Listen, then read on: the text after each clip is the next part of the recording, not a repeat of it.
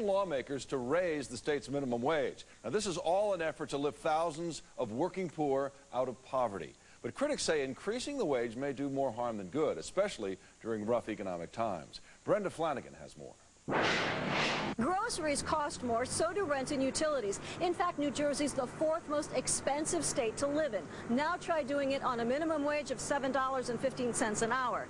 You get creative. I wait until I get a shut-off notice, and then I pay the utility bill, but then that takes from the rent. Angel makes minimum wage, but can't make ends meet. Leanne waits tables at the Bridgewater Diner, but in this economy... Nobody wants to come out to eat, and if they do, nobody wants to leave a decent tip anymore. For 3 days' work, Leanne took home $137 in tips and $20 in salary, and she's got 2 girls. But today, low-wage earners in New Jersey made a powerful friend, former presidential candidate Senator John Edwards. I will be their voice, and I will fight for them. He's on a mission to fight poverty nationwide, and today joined a Jersey campaign for higher wages. That's why we call for a wage of at least $8.50 an hour, automatic increases every year, and protection for people whose livelihood relies on tips. But some economists say businesses can't afford it. Now, if all of a sudden they have to pay their labor even more, well, you know, what are they going to have to do? They have no choice but to push that on or fire people. Edwards claims paying workers a living wage would strengthen the economy. Leanne hopes he's right. And maybe I'd be able to bring my daughters out to McDonald's for a treat once in a while. In Newark, Brenda Flanagan, My 9 News.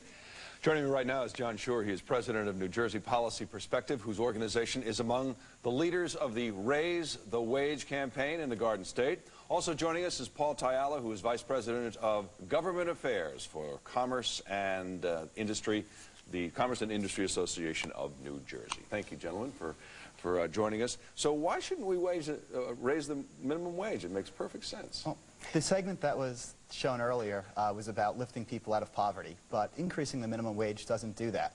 You know, if an employee generates $7 an hour worth of revenue to a company, but government comes in and says you have to pay that person $8.50 an hour, the only choices are to raise costs on all consumers or to let that person go. And so that's been the traditional response to business. It doesn't necessarily lift people from poverty. It forces the lowest rungs of workers into unemployment. Okay, but doesn't a worker have the right to I mean, we saw some stories here. We just saw this one woman not being able to take her kids out to dinner. A big treat is going down to McDonald's. I mean, they're not making enough money.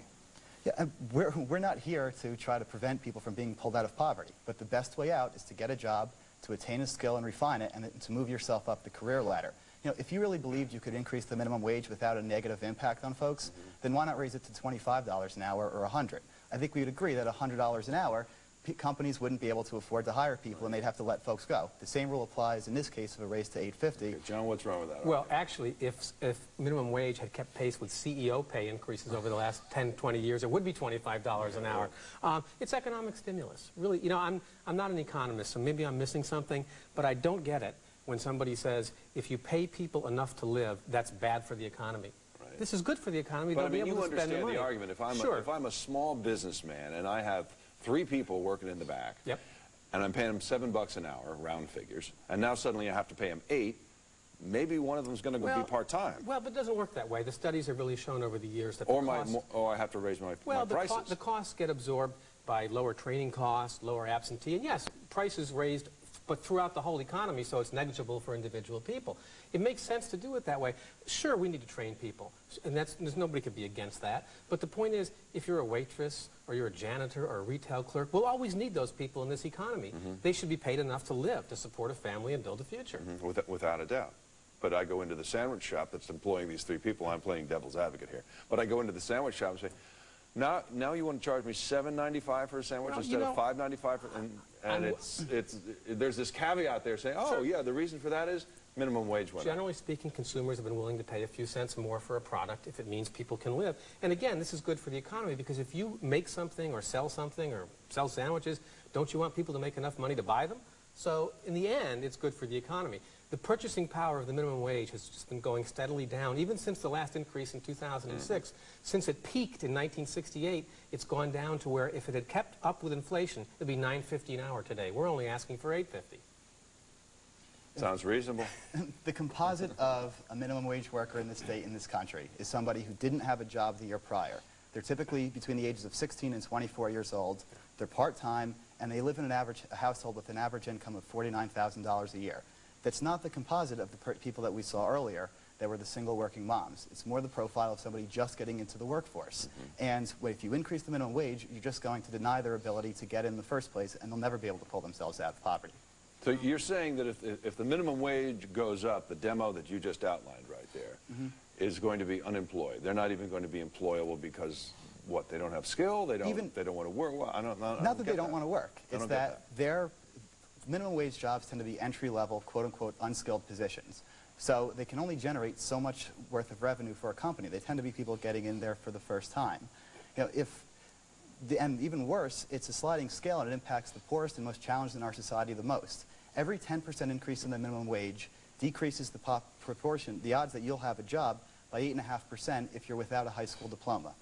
This is the exact wrong way to get us out of the economic state that the state of New Jersey is in right now. How do they come up with that figure? I'm sorry. We could dual statistics all day long. I'm sure I have in fact, but I mean, here's I guess the biggest argument that I would have for you playing devil's advocate again is, don't people have a right to make a decent amount of money if they're, like, you know, cranking out widgets, or you name the job, whatever. I mean, you're calling them entry-level jobs or whatever. Don't they have a right to make a decent wage, so they don't have to work, you know, 3 and 4 jobs? But this doesn't do that, though. This makes it more difficult for them to get in the workforce to begin with. You know, there are positions that used to exist, that people used to work in, that were entry-level jobs, and now they're not around anymore because prices and wages have gone up. You know, business looks at labor like it's a good.